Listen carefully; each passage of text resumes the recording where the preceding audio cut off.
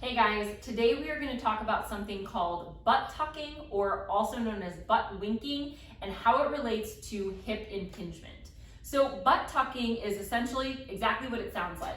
It's when we take our pelvis and we tuck it under, squeezing the glutes, and I'm getting a lot of forward pressure on the head of my femur. So if you guys have watched my other videos before, you probably know that we've talked about the goal of hip impingement, trying to keep the head of the femur centered in the socket. The problem with that butt tuck or butt wink is that when I tuck under, I'm jamming the head of my femur further forward. And that is going to, in turn, create a lot of pinching sensation or discomfort, limited range of motion in the hip.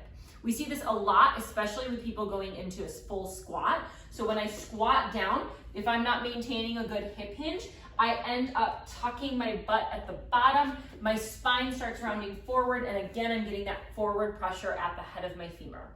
Instead, we want to learn to be able to maintain more of a hip hinge so that instead of tucking my butt under, the flexion is actually happening from my hips. That's going to allow me to have a much more open position of the hip. It's going to help me activate my hip flexor without all this extra muscle compensation and the pinching that you very likely feel.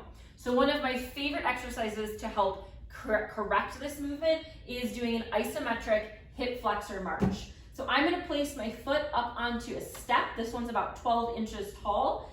I'm going to put my hands on the wall to help brace myself and hold a neutral spinal position.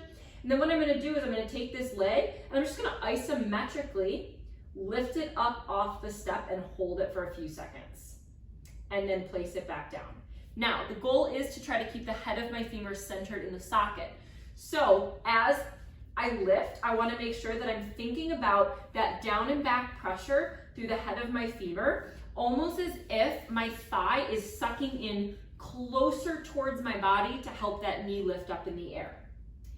When I do that, I'm also trying to make sure that my spine is not rounding and my butt isn't tucking under.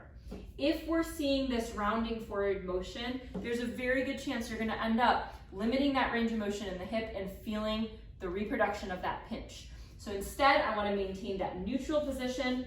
I'm driving the knee up as I'm thinking about keeping the head of the femur down and back into the socket versus gripping with all those anterior muscles, and hopefully eliminating the pinch. This is a big problem where a lot of people will feel a lot of low back pain when they have hip impingement, and a lot of it comes right down to this. If you are compensating the hip range of motion and you're moving too much through the spine, you're going to get a lot of pain through here. So one example is that butt tuck.